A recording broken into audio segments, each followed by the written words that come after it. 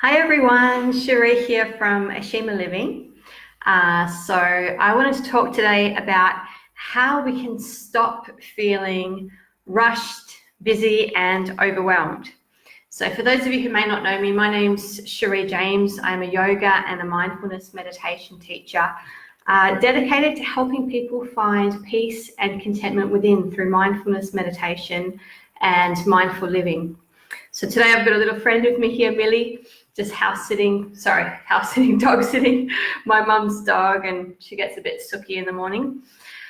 So before we dive into this subject, I just really want to ask whether you can relate to the feeling of having so many things on your mind about what needs to be done, perhaps when you first wake up in the morning, that it can literally feel like you're starting the day on a starting block ready for a race. And it's literally this race against time to get everything done before the day is over.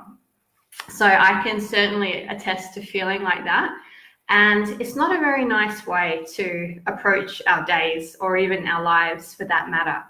But it's certainly very, very common. So I just want to put a caveat there that I'm not speaking about this subject from the point of view of an expert or someone that has mastered this. Definitely not. I'm definitely an A-type personality that can, overload myself sometimes.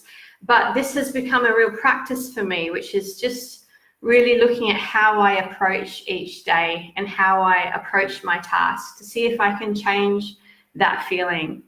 Which brings me to a really important point. So that feeling of being rushed, busy, and overwhelmed is actually a feeling. So even though I'm sure we all have a lot on our to-do list, it's not so much how much we have to do or what we have to do, but how we're feeling about what we have to do.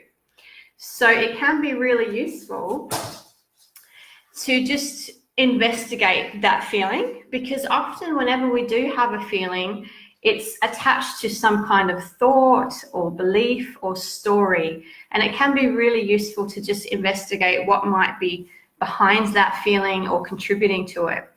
So when it comes to being busy, there can be a few things. So for most of us, a lot of the time, the real issue can be that our mind has traveled into the future at some point.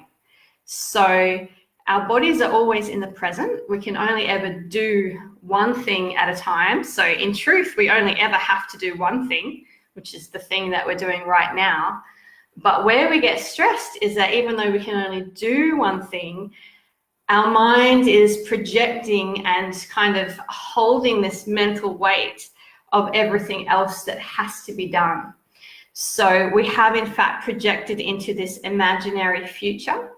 And that is what generates stress, because we can't actually deal with things in the future. We can only deal with what's in front of us. So that's a very, very stressful thing. So when we go into the practical tips for this, I'll talk about how we can just get out of that. Secondly, sometimes it can be a lack of mental clarity about what's really important to us. So the nature of the mind is to want to solve problems, to want to chew on things. And if you let the mind just run free, it will find a million things for you to do, that it will think that, should be done. And I'm sure you've noticed this, where you sit down to rest and then all of a sudden you think of 5 more things that could be done. So it's really about understanding this is the nature of the mind. And it's up to us to be really clear about what is actually important to us and to just apply that discernment about how we want to spend our time, what truly has to be done, and having that willingness to let go of the rest and just mentally drop them. And the third thing you may want to investigate when you're looking at these feelings and why you may be experiencing these feelings is if there is sometimes subconscious underlying attachment to feeling busy and rushed and overwhelmed. And I know this may sound strange because it's not really a pleasant feeling, but sometimes if we look a little bit deeper, there can be some kind of subconscious payoff. And so actually we are attached to staying that way. So for example, A common one is simply that we can be literally addicted to being busy. So the way the mind works, we have different mental systems in our brain as shown by neuroscience. And one system is called the incentive resource seeking system.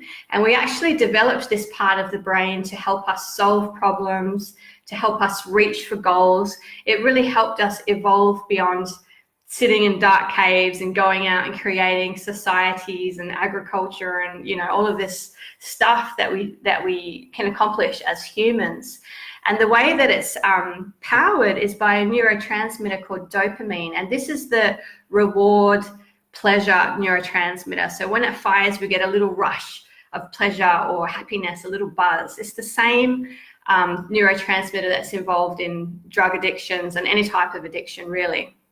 So the truth is, if you're one of those people that does get this little buzz when we tick off something on our to-do list, or the same buzz when we check a message on our phone or check our email, it is literally addictive.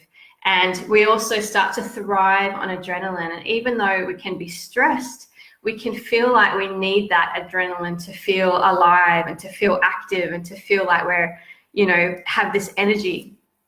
So in that sense, being busy literally can be physically and mentally addictive. Thankfully, we do have another whole brain system called the contentment soothing system. And this is what generates our relaxation response. So the more we start to tap into this part of the brain, even if we are someone that is very addicted to being busy, it can just put a damper on that so that it doesn't get out of control and we're able to just be relaxed and not so focused on getting and achieving and doing. So the second reason we may actually be attached to being busy and feeling rushed and overwhelmed is, for some of us, it could actually be part of our identity. So, for example, it may be that we have a certain story around that. We believe subconsciously that if we're busy and we're working hard, that we're good people, you know, that it makes us worthy as people, that it makes us deserving of approval or being liked or whatever. It could be that we've internalized messages from our family or teachers or peers when we were younger. You know, if we were kind of scolded for having times where we were unproductive or just relaxing or not getting much done, it can be something we've internalized, and we can use it as a way to punish ourselves or to be hard on ourselves. Or we may believe that we have to do that to keep ourselves in line because we have a fear of failure or making mistakes or that kind of thing. And for some of us, and I think this happens a lot in women, it can also be this sense of martyrdom where we don't really value ourselves enough to stop or to take time for ourselves. And we get some kind of almost perverse pleasure in how much we're doing. And it can be almost competitive where we, you know, feel like we've got so much on our plates, and we can often compare that to other people or just have this whole story around what that means. Or this desire to please other people and to put other people's needs, and that could include your work or whatever tasks you have to do, above our own. So that can be identity. The third way that we can be attached is, and this is really common, is that this busyness, this feeling rushed, is actually a way of trying to outrun and avoid any feelings that may be there in the body, any difficult emotions or what we might judge as negative emotions. So we often, you know, if we do stop, if we do start to pay attention to ourselves and just slow down, we may actually start to feel these feelings under the surface. And a lot of us don't want to do that. The natural reaction is to resist and avoid. So in fact, I was talking to a friend the other day whose mother died a few years ago, and she's always been a little bit of an anxious person, but since then it's gotten worse. And, you know, she says she just cannot stop doing things. You know, even if she stops for 5 seconds, her mind will think of 10 other things that can be done. And it's almost like this frenzied doing. And, you know, when we explored that, we saw that perhaps it was a way for her to just kind of try to outrun that grief that is sitting there, that if she stopped, she would be afraid that may overwhelm her. And on a more subtle level, it doesn't have to be something like grief or, as intense as that. But just fundamentally, as humans, we have this constant underlying low-level sense of anxiety or insecurity or fear. And that's just because the nature of life, the nature of being human, is that in a sense we don't have a lot of control. We find ourselves born as humans. We don't know when we're going to die. We don't know how much time we have. The very big things in life are quite mysterious and we have no control over them. So one way we tend to cope with that subtle anxiety and fear is, instead of just being open to these feelings and learning how to surrender into this not knowing or this seeming chaos of life, is we try to control instead, and we try to control all of those little things, control our time, make ourselves busy and accounted for each moment of the day. And so we can actually be quite attached to having that control. So these are all some reasons we may actually be attached to being busy. And I invite you just to look at that. It can be part of it. So looking at practical ways we can start to shift out of this feeling or change how we feel is, first of all, to really just simplify and focus on whatever we're doing and whatever we have to do. So like I mentioned about, having this big list of all this stuff to do, and maybe not all of it's a priority, it can be a useful practice to, especially if you're a list writer like I am, to just, instead of writing this long, sometimes I can write a list with 15, 20 things. It's like my mind will just keep thinking of stuff. Instead of doing that, just really get clear about what really is important to be done that day, and practice doing a list with one thing or no more than 3 things, and then just letting go of the rest. Don't even put the rest on there or think about the rest, but just stay focused on those 1 to 3 things that truly is important to be done. And when I say important, in line with your personal priorities. So, your priority might be to feel good, to feel well. It might be important to put something on that list that has to do with self-care or relaxation or something like that. So just getting very clear and simplifying and having that willingness to let go of needing to do some things. Secondly is, it's really important, the task that you are doing, to bring a sense of attention and quality to what you're doing. So I'm sure you can relate to this, where whatever you're doing, you're actually doing it to just get it done. That the whole goal is get it done and off that to-do list. It's like done, tick, next thing, get it done, get it done, get it done. And we've become completely disconnected from the doing. So a great way to think about this is, Eckhart Tolle always talks about, are we reducing the present moment to a means to an end? And we can ask this about our tasks as well. Are we reducing this task to a means to an end? Are we just trying to get it finished? Are we just attached to the outcome of the task? Can we instead just come back to doing this task for the sake of doing it, with a sense of attention and quality and even excellence, doing a task well, not because of what we might get out of it or whatever, but just for the sake of doing a task well, with attention and quality. And even perhaps finding some enjoyment in the task as well, some sense of contentment and enjoyment of doing a job well done. Another aspect of this is what I call, or not what I call, what is called karma yoga, which is part of yogic philosophy. And karma, which means action, means turning our actions into a spiritual practice. And we do this in karma yoga. It's said that we need to detach from the fruits of our labors, which means detach from whatever we think we're trying to get out of it, or whatever we want to get out of it, or if we're going to get paid or whatever, and instead come back to just the pure doing, the pure action, where us and the action becomes one, and also getting in touch with that intention behind our action. So everything we do, on some level, it's perhaps an act of service or a way to make something better or improve something, or what we're doing is somehow going to make something easier for someone. So seeing if we can just get in touch with that intention behind what we're doing and come from a more selfless place as well.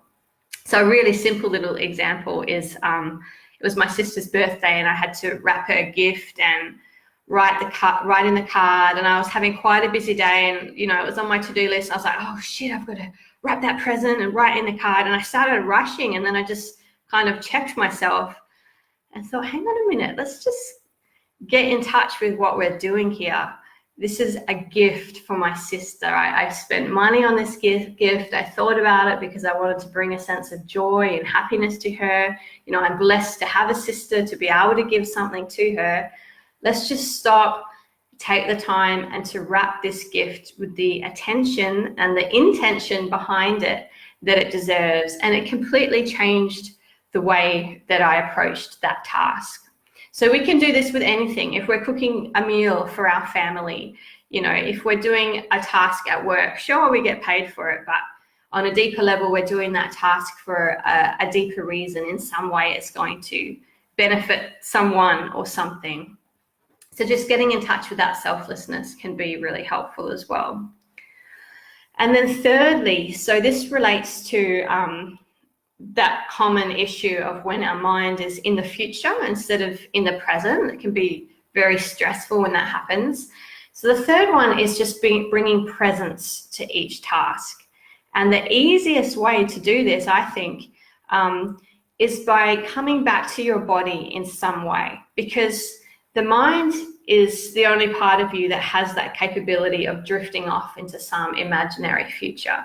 The body is always present. The body can react to that by feeling stressed, but the truth is the body is only reacting to this thought that you're having in the present moment. So in order to bring your mind back to the present, bring your mind back to your body.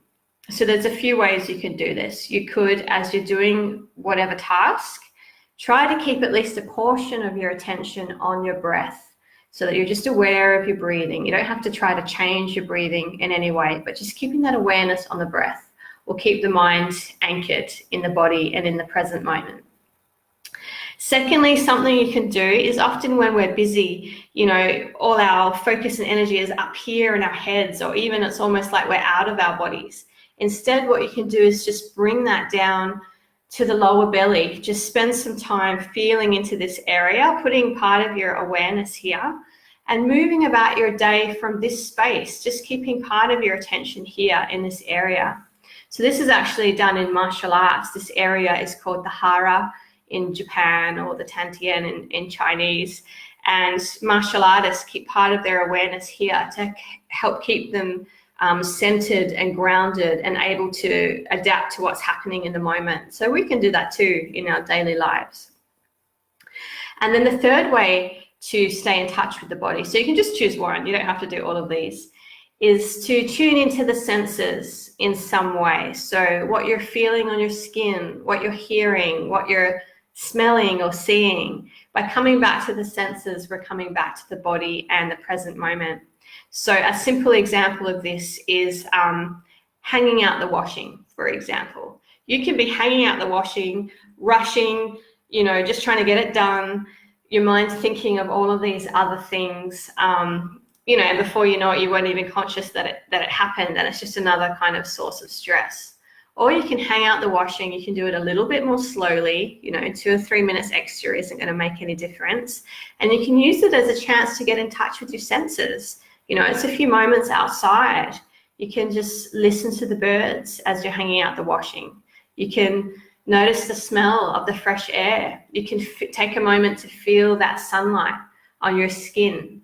And even though the task that is still the same, how you have approached that task is completely differently. So the other thing you can do is just take a few breaks throughout the day, 2 or 3 minutes where you just focus on the breath. I call them breathing breaks. So just almost like little miniature meditations that you take a few times in the day, just to come back and to just shift out of that doing mode into more of a being mode.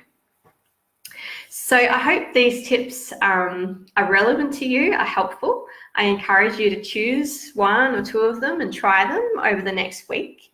And if you enjoyed this video or found it useful, I'd love you to either hit like or, even better, share a comment. If you've got any questions, place them in the comments.